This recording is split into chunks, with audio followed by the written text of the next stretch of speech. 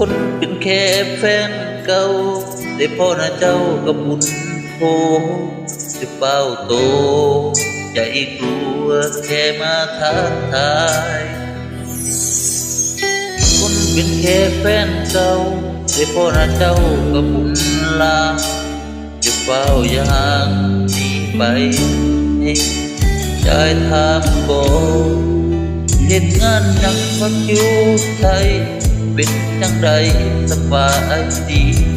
อยู่กับเขาเจ้าแฮปปี้ดีบ่กินเขาเนหรือคำเทโดยลูกเพลงหรือเตะโกหากเคยไปจะเขาโซ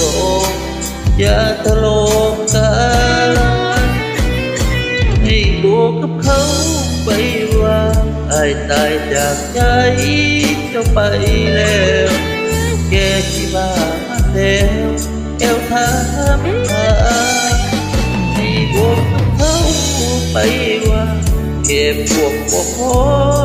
มาขอตังใจก็สงสัยยัง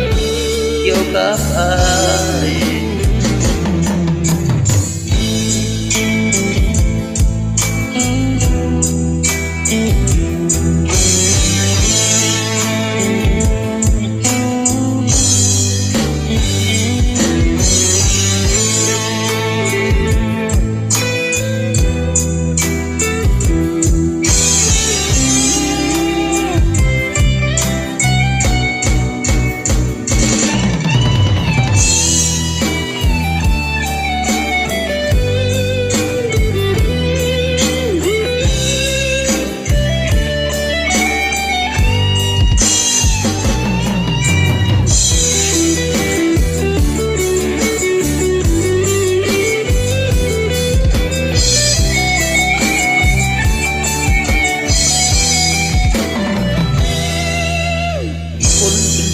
แฟนเก่า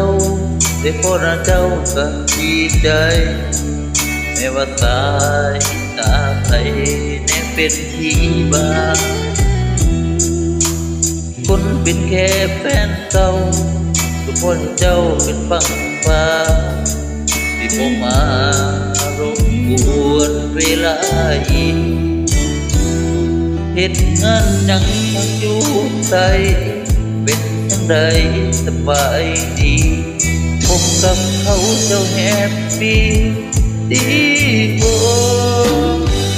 กินเขาเนหรือคำเทโดยลูกแหกหรือเด็กโกหากได้ไปจะเขาโตอย่าทะเลาะกันที่บอกกับเขาไปว่าไอ้ตายจากใจเจ้าไปแล้วแกที่บ้ามาเต็มเอวทับหาให้บอกกับเขาไปว่าแค่พวกพ่อมาขอตังใจก็สงสัยยังเกี่ยวกับอายใจก็สงสัยยังเกี่ยวกับอาย